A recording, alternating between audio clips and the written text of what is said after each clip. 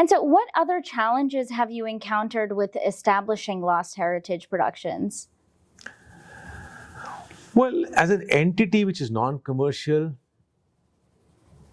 I know I'm speaking to a business school, so we tend to look at an entity being established, and I would try to differentiate this here, because establishing an entity which is trying to do non-commercial projects, the least of the problems is to establish the entity.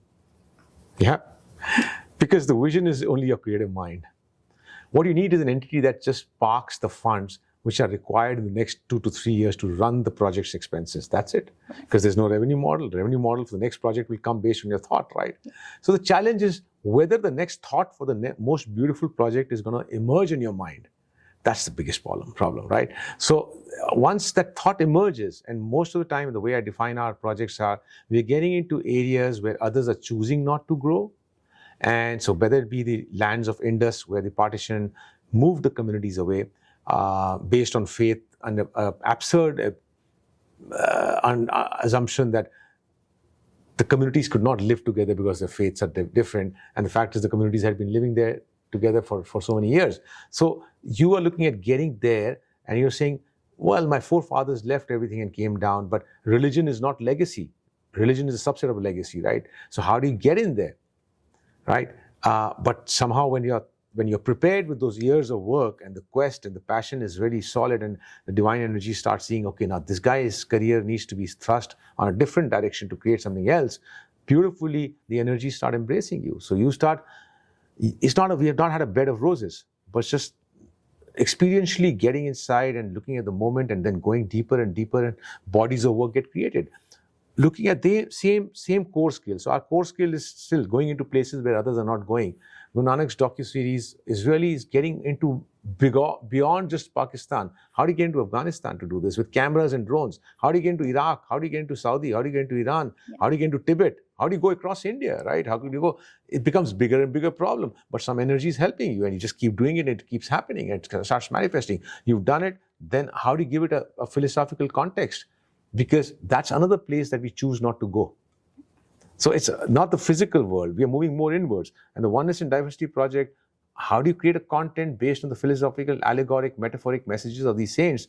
How do you understand their relevance in today's world? Many choose not to go. So you're still in the core skill of where others are choosing not to go. So the challenges are, how do you find projects that actually move you into differentiation from someone else who's doing I'm not trying to compare, but someone else, masses are doing most of the stuff. How do you differentiate with the unique projects? These are not for masses. These will not touch the masses, but how do you still do what's right and let people find it? Right. That's a great answer. And so speaking of the partition, so your work does span across India and Pakistan and beyond. So how do you navigate these political and emotional sensitivities of these stories? Well, political navigation is a big challenge because, of course, your passport defines where you're coming from. Even if you changed your passport, your place of birth defines where you're coming from. There's a suspicion always. Even if you succeed in doing something, it looks like a bed of roses, but there's suspicion on both the sides. I'm speaking at India conference, but there's a suspicion on both sides. You succeed on the other side in doing something. You are loyal to your narrative.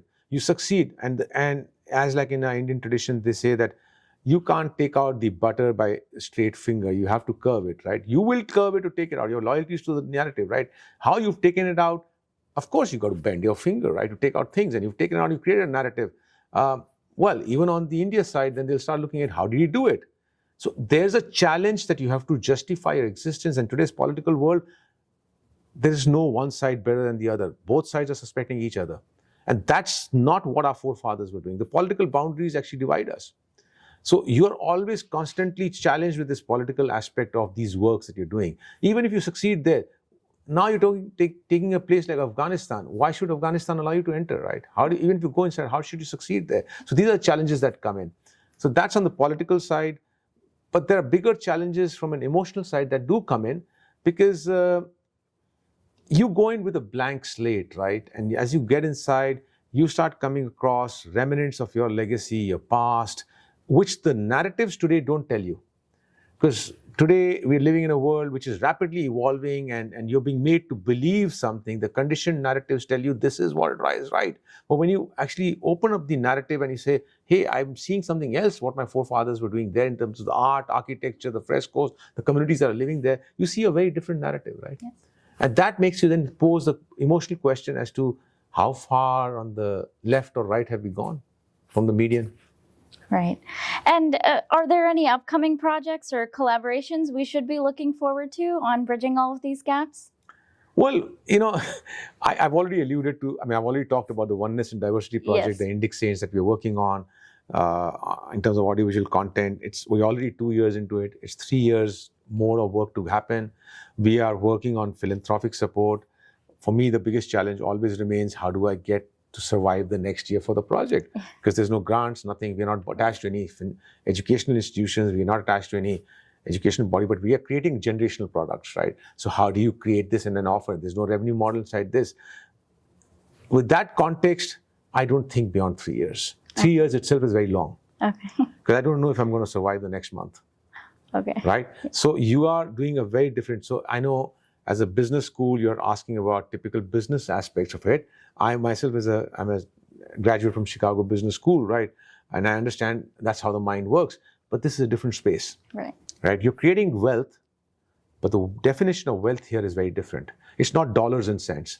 When you're creating a dollars and cents wealth, then your question becomes very relevant out there. What's the next 10-year plan? What's the 5-year plan? And so on and so forth. Here, you are creating wealth of narratives, and which is going to be offered free of charge. We have to just figure out how do we just complete what we believe in right now. Because the next thought of what we have to do, I have 10 other projects in my mind, but I don't know which I'll pick up because we are not a model that can be scaled. Because you have actually spent your life's energies in building yourself into a particular mindset, right? That cannot be outsourced. That cannot be given to someone else. I can get an editor. I can get a film cameraman. I can get a driver. I can get so many other skills, but they are not the inherent intellectual skill. That cannot be outsourced, and that cannot be scaled. Yes. Okay, well, thank you so much, Mr. Singh, for giving us a new perspective on what is wealth as well. And thank you for joining us today Thank with you. S4 Media. Thank you. Thank you.